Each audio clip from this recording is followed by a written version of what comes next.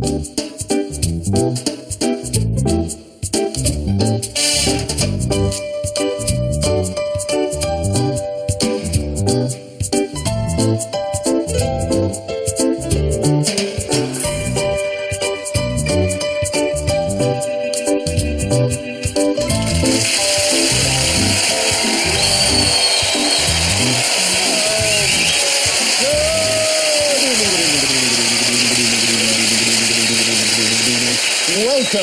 to tonight's QI, where we're giving ourselves up to an evening of idleness and indolence. Joining me in the hammock with a large gin and tonic in this week's edition of Knitting Today, we have the inactive Ross Noble,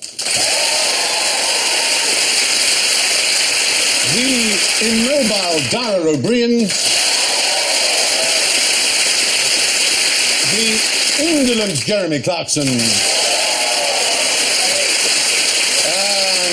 the simply inoperative Alan Davis.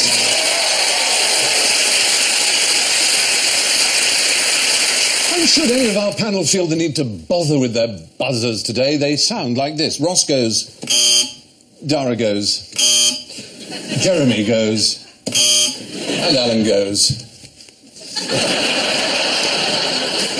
I'll never go. It's that kind of a lazy day.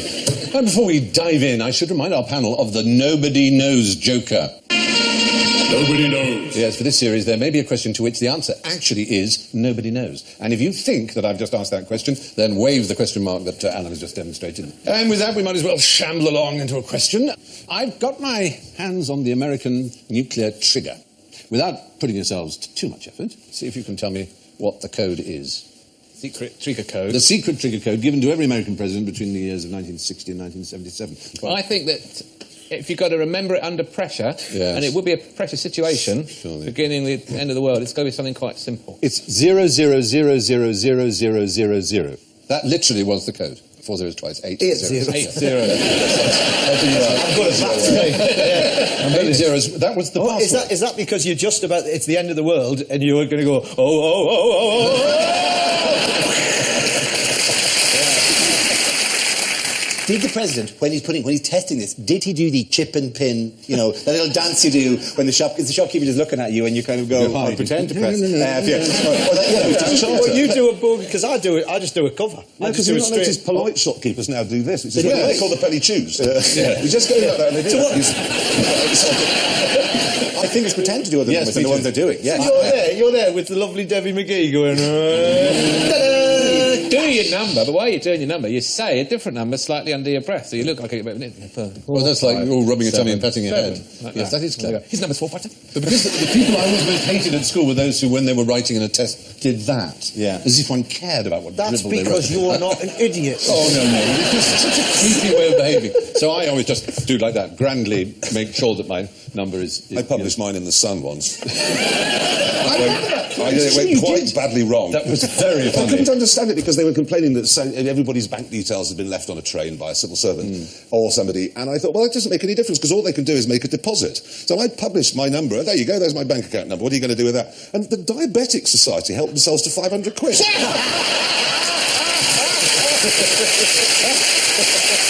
Well, as far as passwords are concerned, what do you think is the current state of advice? I'm sure everyone watching probably has passwords for anything from bank accounts to social media. What's the advice? The advice is that you should always have a different password for every single thing that you have. Right. And they must always contain at least 8 digits, some of which should be numbers and some of which should be letters, and you mustn't write them down anywhere. Exactly. That's the point. That kind of advice is useless because there really isn't a human being on the planet, certainly one wouldn't want to meet, who would be capable of holding all those in his head at the same time. And actually, the current advice is don't bother about writing it down because if you've written it down and you've got it in a drawer in your desk, you're more likely to have your password stolen online by malware than you are by a burglar getting into your house and seeing it's written down somewhere. If you need lots of different ones for a lot of different things, do what I do and have each of the 7 dwarves. Oh, you've given it away now. also think a burglar breaking into your house is usually like a lot less interested in information theft That's the point. than he's in selling your that's television. exactly the point. I think it was oversold, this idea of writing it down being dangerous, because there's a complete mismatch between the kind of person who will get your password by using technology and the sort of person who breaks into your house to get your TV or whatever. You've really got to watch them smackhead geeks. They're the ones. They're the real ones. They're like that with glasses on. It's a small cadre of the population. Have you noticed, have you ever tried to wire up a Wi-Fi router? Oh, a minute. When you're on the phone to a man in India and he says, go and read the numbers off the back of the Wi-Fi router. numbers. Why does it have a password on the back of the router? There's a default password that the routers have that you can change by going in using a web browser. You can access your... Are you a help desk of some description? I am a bloody hell. All my friends call me up there. Just because I'm a boring nerd, but as it happens. But what you're saying is correct. Have you tried turning it off? Or the one that said, take the card out and hit it with your teeth. Have you had that one? Hit it with your teeth? Yeah, that. What? Yeah. And I just... Oh, my God. He spotted you. I've got Jeremy Clarkson on. Shove it up your arse. Go on.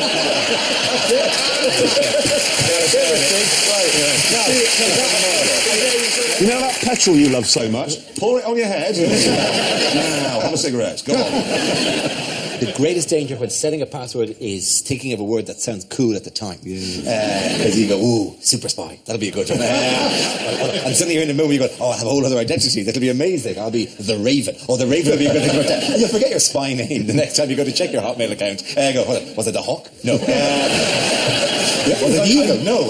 Quick. I've never been able to read these incomprehensible bits of scribbly writing that you're supposed to reproduce to show that you are not a bot. You know, catchkins are called. Yes, that's right. Catchkins are called. The favorite is the ones because apparently computers can't scan in and recognise a wavy 3 or can't tell a kitten from a rabbit, which is the weird thing because humans can naturally go, it's just, which of these are kittens? And you click, click, click, and then the rabbit. But the robots have yet to work this out. It's a web chain. This is how we will win the war.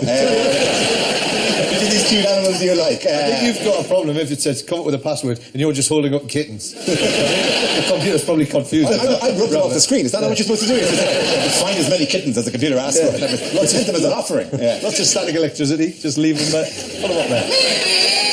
You know what? Static is only so strong. Over time, they will slowly begin to slide down. You know what? That's exactly why I do it. I have a kitten and a puppy, and then I sit there and I bet on which one's going to... That's why I don't have a computer. But it's strange how the biometric systems that have been in movies for at least 30 years, you know, retinal scans, thumbprints and so on, aren't really used. I mean, there are a lot of laptops that do ask for a thumb, but they haven't really taken off, have they? Oh, I love the eye thing at airports. You use it? Yeah. Yes, and it's really good. Get very, very drunk on the plane, so your eyes are completely punched off. I'll never do it this time. I'm going to be locked in this box forever. And you know, it always knows it's me. But the best one to do in an airport, and it helps if you've got hair like mine, is you know that when you go through the first security bit and they take your photograph, what I do is I do a different hairstyle and then change it for the next time. And then whom do you think that's inconveniencing more? The security person or you?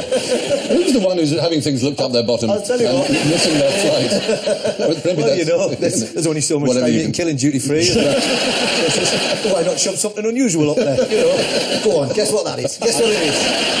Say what you see. Went to Gatwick. Went to Gatwick to go on a flight to Spain, and you know the way some people behind you get stopped and they go, "You've got fluids or whatever," or they go, "You can't do this," like whatever, and they all started laughing. And they said, "I'm sorry, sir, you can't bring this through, right?" And they took it, and it was like one of those 2-litre bottles of soft drink filled with water and a fish floating around. They wanted to take their fish on holiday. They brought their fish with them wherever they were going, right? And then you can see a man kind of going, the fish is grand. The fish is not the problem. But the fluid, I'm afraid, you can't bring the fluid. Are you sure it wasn't just a Japanese couple and that was their packed lunch? Well, they just have to drink a bit of the water. To prove that this is... Prove it's not a... Presumably fish is already proving that it's not bomb. Good thing, but evidently... You know what? Fish don't swim in nitroglycerin. They're cutting out, mate. Been trained to swim in explosive fluid. That is exactly how I found out that I really like baby food. Yeah, that's because they make you eat they say, it. "Can you eat a bit of the baby food?" And I went, "Yeah." Right. And I said, "Oh, that's good. That." We'll get some more for the child. We'll give her peanuts. Delicious stewed apple. Oh yes, lovely. Anyway, yes, the point is, there's more chance of someone tracking your computer than breaking into your house, and the latest thinking is that you might be better off really choosing a complicated password and writing it down. So, since we've got nothing better to do, what about a board game? Why was Alfred's game so much more successful than Alfred's other game? And that is Alfred, who is quite well... Yes, Scrabble is the answer. Alfred Butts is And he sold out for bugger all. Well, it was an interesting story. He had the idea of the board and the 15 by 15 squares and the triple letter and double word and so on. And he made them himself. And in the early 50s, it was around in the shops of New York and it was a great success. It just so happened the chap who ran Macy's, the famous department store, he played it one Christmas and he went nuts for it.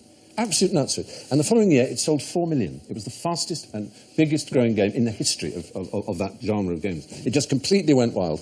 And all he got, I say all, was about $1,600,000. That's the inventor. But he never complained about it. He said it's perfectly fine. It allowed me to have a wonderful life, and he was proud of it. But he then produced another game, which he called Alfred's Other Game. And that unfortunately wasn't a hit, despite the lady in the black busty dress. The principle of the scoring is pretty obvious. He used the frequency of letters in English. The highest possible score you could have from one word has been worked out.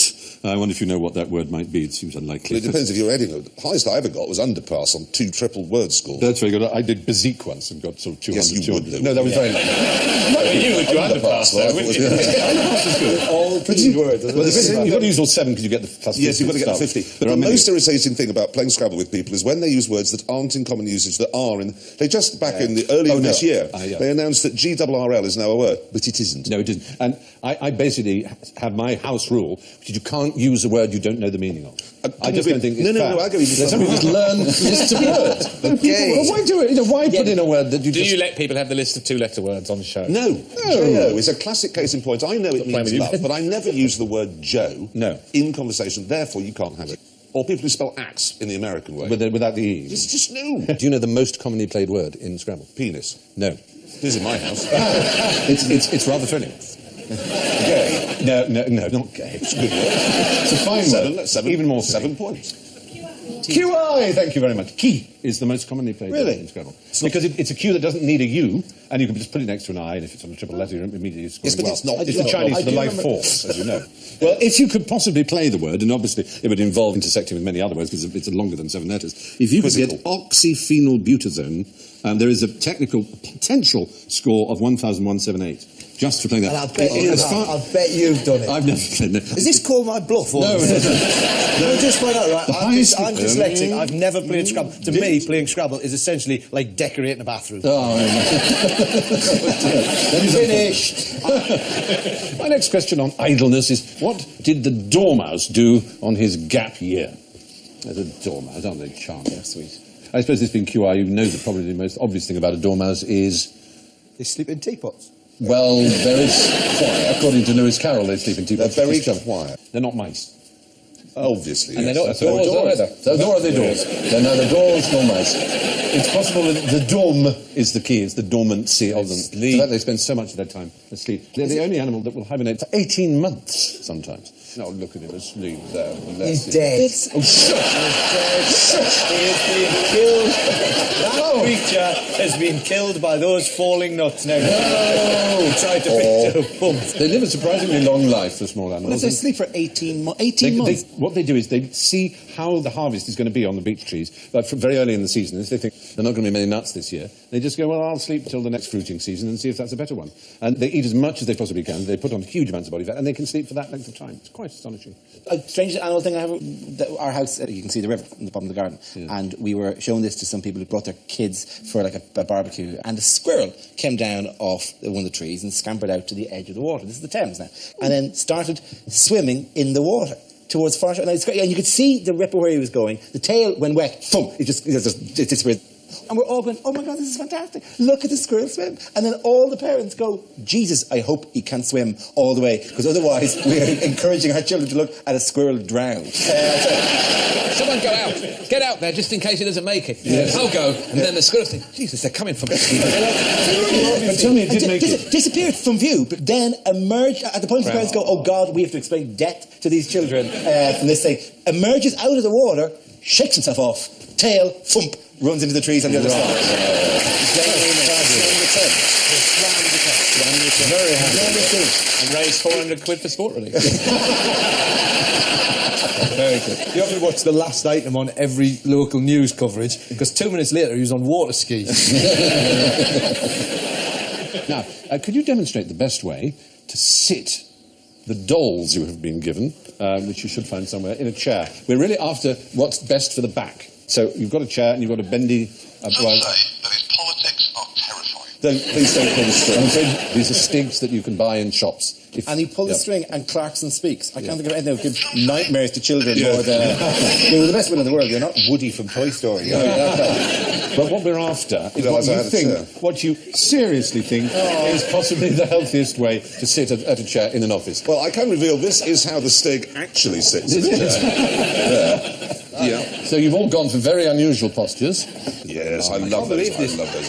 The head just came off mine and he revealed himself to be Action Man. I knew it. Well, you're all doing very interesting shapes. There you go. Yeah. That's good for his back, is it? Constantly Oddly enough, Clarkson wins on that. Well, it's not difficult. Honestly, but no, you actually win because you're right, not just because you're least wrong. The idea was that sitting up straight was supposed to be good for your posture and good for your back. It's actually quite a steep backward, 130 odd degrees, is much better for you.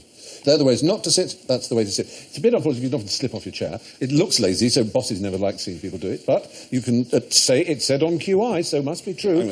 Or you can point to the research that has been done. I don't know if this is possible. You know how if you use a chair, like a lion tamer uses a chair, would that repel a cat? That's how you start, I guess. You start with one of those on a cat, and then you build up through the feline species. You really, in working with the lion, you start with a smaller chair? No, with a cat. You start with a cat and a small chair. I was starting with a lion, but with a really huge chair. No, you start with a small cat and a small chair. I see what you're doing. Use Stig to show me where the nasty man touched you, Alan.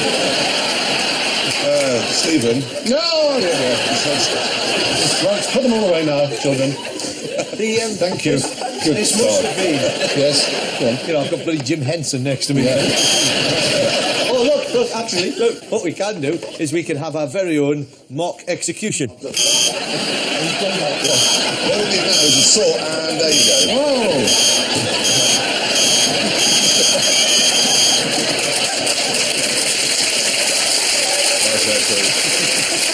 Just because he revealed his identity in a book, you've got to fry him. It seems unfair. Moving on. If you can put away your toys now, please, because thank you. Let's have an ingenious interlude now. I want you all to make a homopolar motor. And you should have a bowl with these. This was first done in 1820 by one of the great scientists of the world. And it's actually rather amazing. You've got a wood screw, you've got a magnet, you've got a piece of wire, and you've got a battery, obviously. What was it, a homophobic motor, did you say? No, homopolar. Homopolar. It means you get rather depressed when you're gay. No, nonsense. Sir, what do you have to do? What's the tape behind? The tape. The tape behind. I was a man in Take the screw in your You touched right hand. What? What's he doing Magnet. now? Is that just stuck to the... What's he done? Oh, I see that. okay. That's it. Holy moly, if this works. And the extraordinary is how fast it goes round. Jesus. It spins round so fast. Yeah. It really does. It's still going. I'm not even connecting. Why doesn't mine work? Is that working? Look at that. And what happens if I was to use the power from the buzzer and just... It's still going without the wire being involved. Slow it down. It's what? Slow it down. You can't, You don't need the wire. It's still at some... You think there might be completing the circuit? I've got sparks. Dropped it down there. Oh dear. Perhaps you could be kind. Thank you. There you are. Michael Faraday demonstrated it all that time ago in 1820. And the ingenious thing about it is, as you see, that the speed at which it goes around, there's almost no friction. It goes around about 10,000 RPM. All right, now, into the ice-cold shower of general ignorance we plunge ourselves. So, put your fingers on your buzzers if you could, and if they're still working, Ross. We live in a spiral galaxy, don't we? Yes, thank you. Fine. We live in a spiral galaxy called the Milky Way. How many arms does that spiral have? Yes. 2. No. Yes, you're right, we don't know. Very good.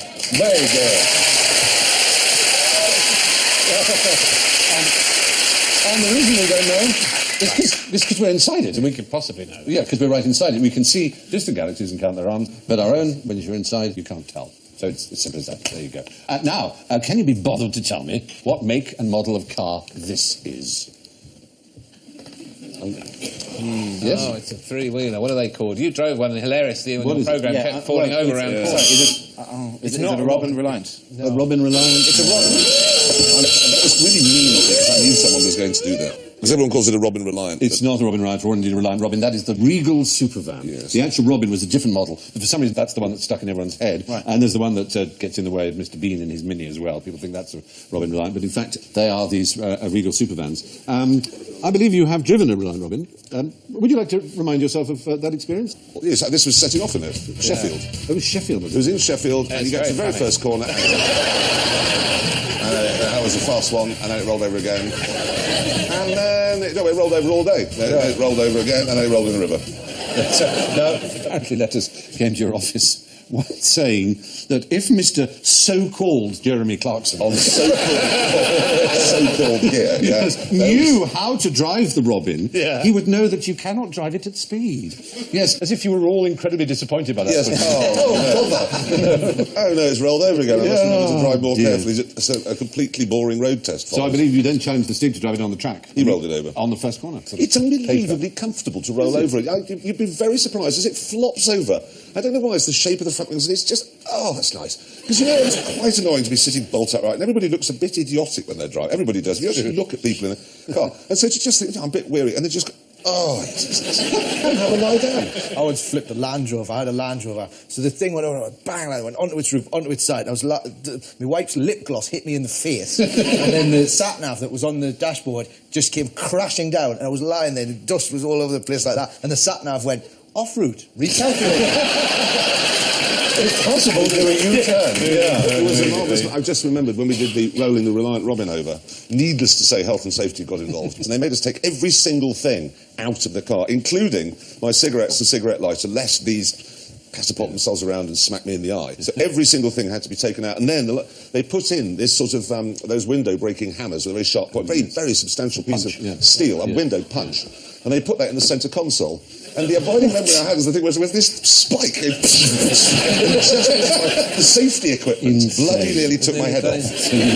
Well, that's unhealth and lack of safety gone mad.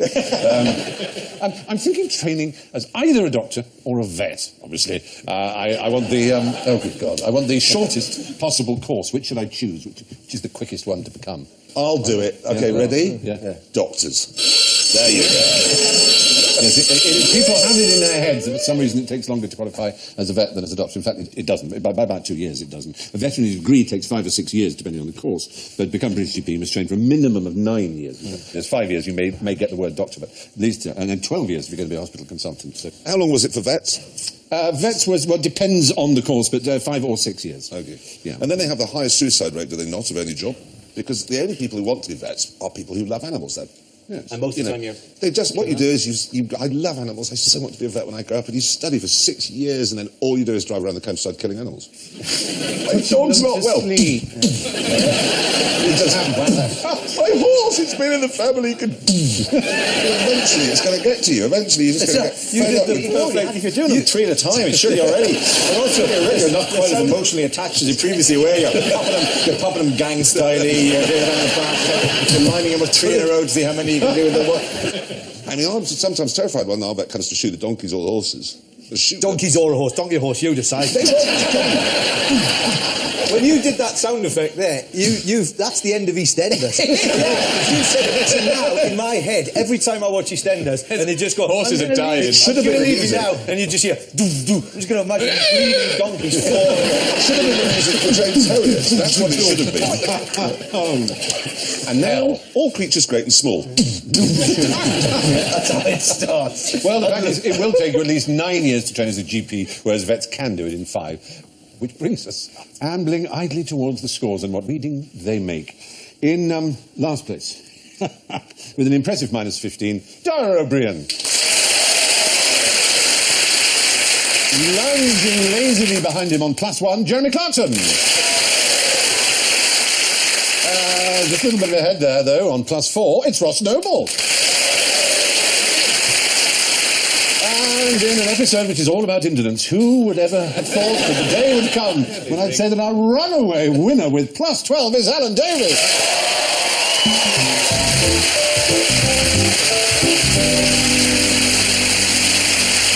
Well, that That's all from this indolent edition of QI. So it's good night from Dara, Jeremy, Ross, Alan and me. And if it's any consolation to our losers, I'll leave them with these wise words from James Thurber. It's better to have loafed and lost than never to have loafed at all. Good night.